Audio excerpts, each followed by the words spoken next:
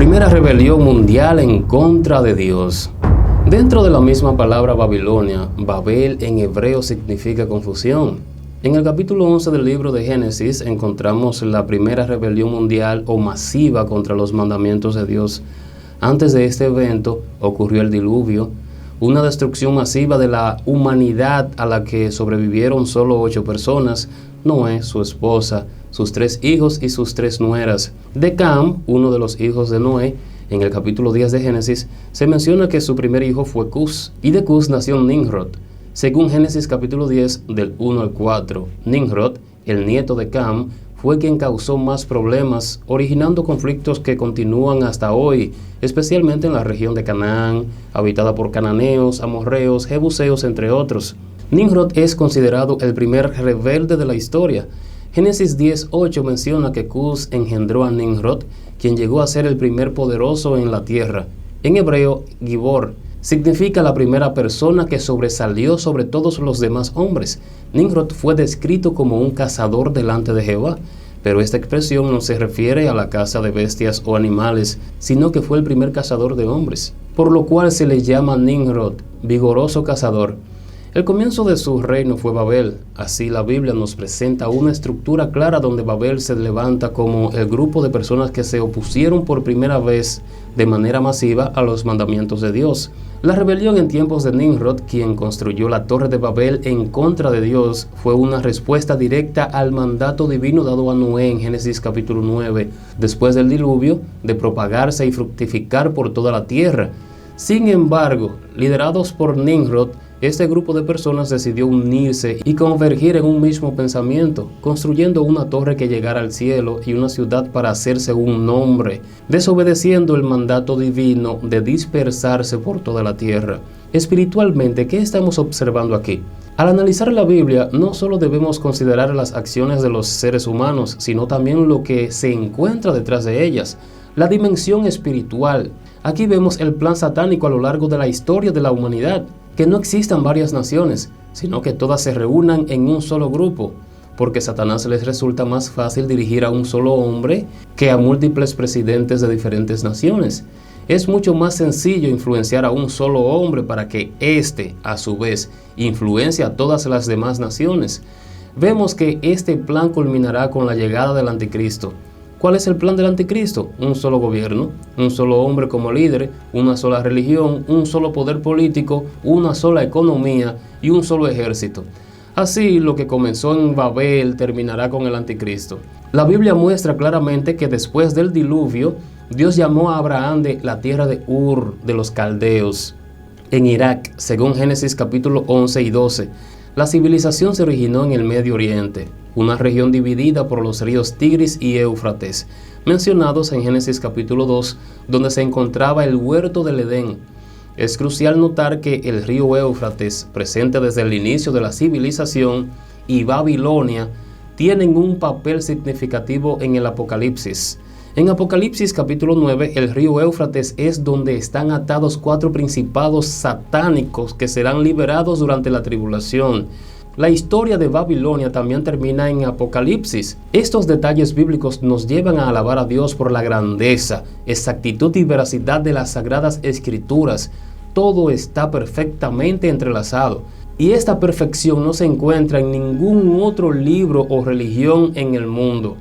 La Biblia nos describe claramente el origen de la humanidad, y al observar que después del diluvio las personas se reunieron masivamente para rebelarse contra Dios, es crucial entender el plan detrás de estos eventos. Debemos enfatizar que es Satanás quien, desde el principio de la humanidad, ha intentado destruir la semilla que Dios profetizó en Génesis capítulo 3, versículo 15.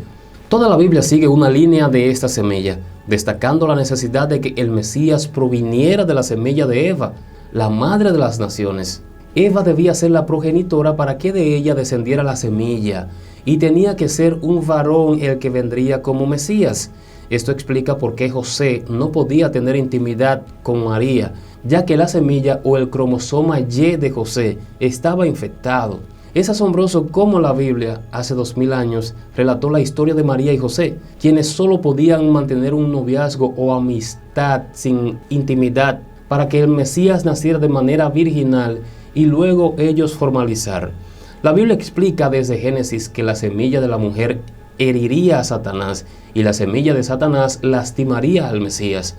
Este concepto está claramente definido en las Escrituras. Muchas veces no entendemos completamente el rompecabezas hasta que seguimos estudiando las Sagradas Escrituras. Nos encontramos aproximadamente a 10.000 años desde Abraham y el diluvio ocurrió 1.000 años después de Adán. En esos primeros 1.000 años de historia, ¿qué idioma se hablaba? Era el hebreo con algunas variaciones de arameo. Estas variaciones se absorbieron más durante el cautiverio babilónico, hasta la época de Daniel. En Génesis capítulo 11:1 se menciona que toda la tierra tenía una lengua, lo cual se refiere a la palabra safán en hebreo, indicando que todos hablaban hebreo. Cuando ocurrió la dispersión y el juicio de Dios contra la Torre de Babel, las lenguas fueron cambiadas.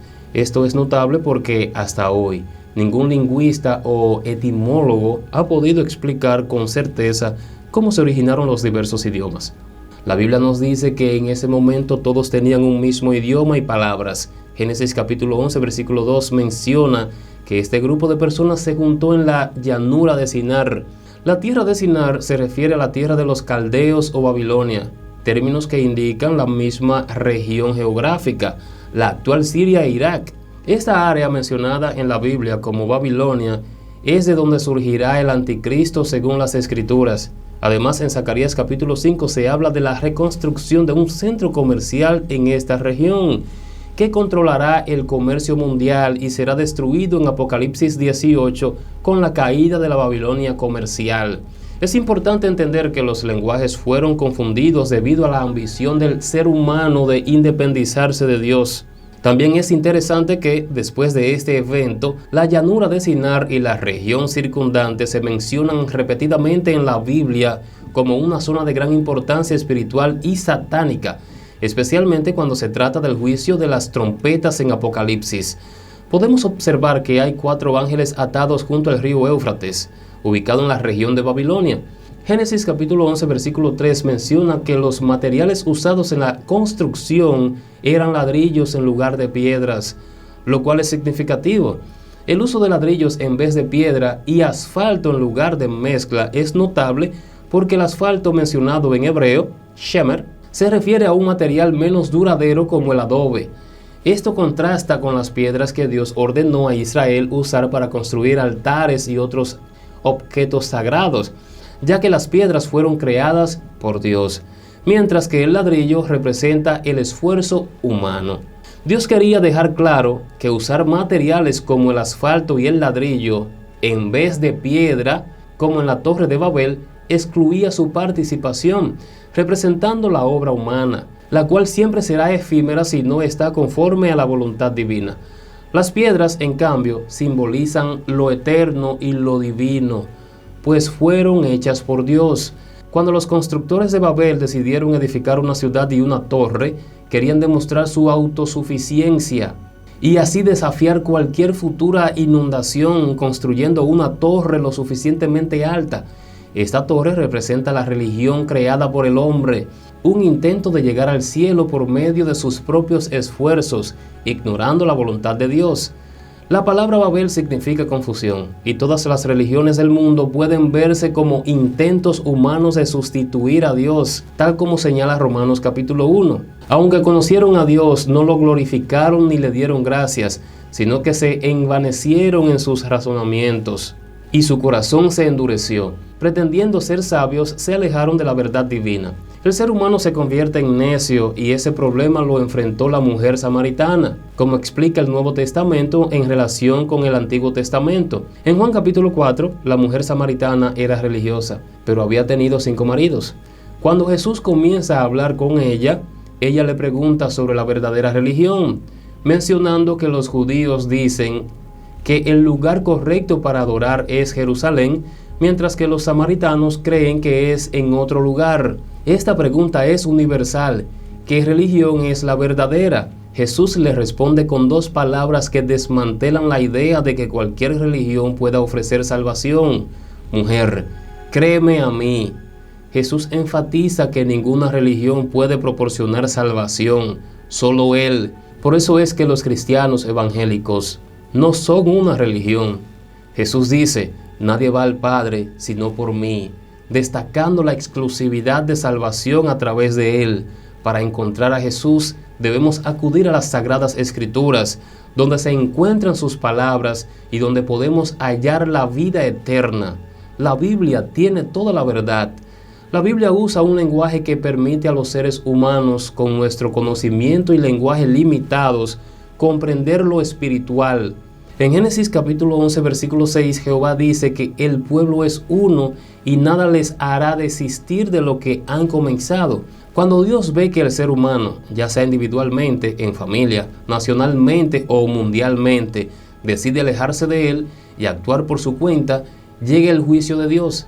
Y este juicio a menudo implica dejar que el ser humano continúe en su camino erróneo. Si alguien insiste en hacer algo en contra de la voluntad de Dios, Él debe intervenir.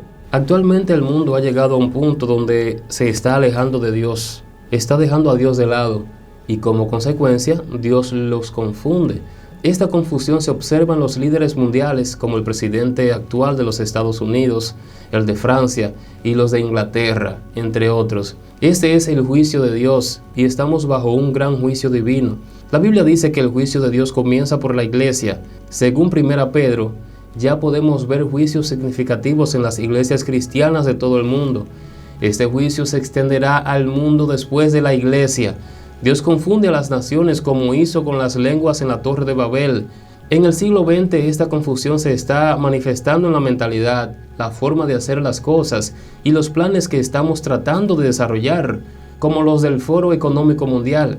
Recientemente Klaus Schwab, director del Foro Económico Mundial, ha designado a Yuval Noah Harari, un joven judío de alrededor de 40 años y homosexual, para que lo suceda. Harari ha declarado que Cristo no existe y que la inteligencia artificial creará una nueva Biblia y una nueva raza humana. ¿Qué opina usted? Preste mucha atención a esto. La confusión actual es tan grande como en la Torre de Babel. Dios debe confundir a los seres humanos para evitar que sigan con sus locuras, y aquellos que se apartan de Dios vivirán cada vez más confundidos hasta llegar a la locura completa, como será el caso del futuro gobernante mundial, el Anticristo. Gracias por llegar hasta aquí con nosotros.